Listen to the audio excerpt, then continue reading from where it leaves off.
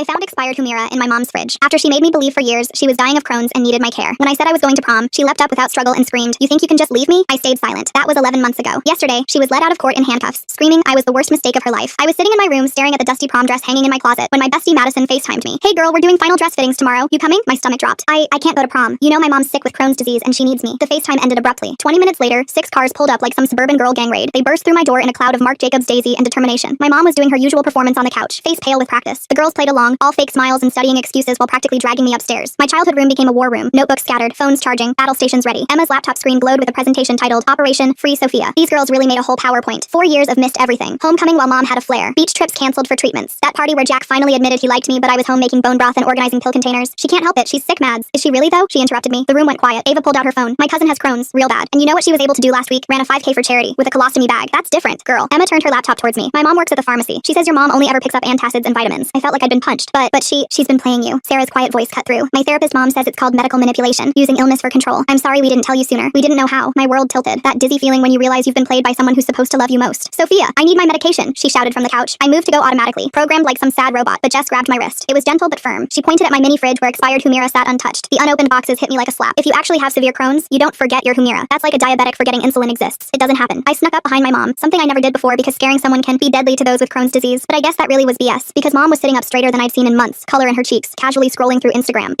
The woman who couldn't feed herself was double tapping pics. "Those girls need to go," she remarked. My voice came out steadier than expected. The Humira expired mom, watching her scramble for excuses, was pathetic. "I'm going to prom." The words barely left my mouth when mom shot up from the couch. No struggle, no wince, didn't even grab the armrest for support. "You ungrateful little..." She just stood up faster than I'd moved in years. The realization hit her face in slow motion. "Oh my gosh!" Madison's voice from the stairs. All the girls had their phones out, catching her panicked attempt to sink back down. The miracle recovery caught in 4K.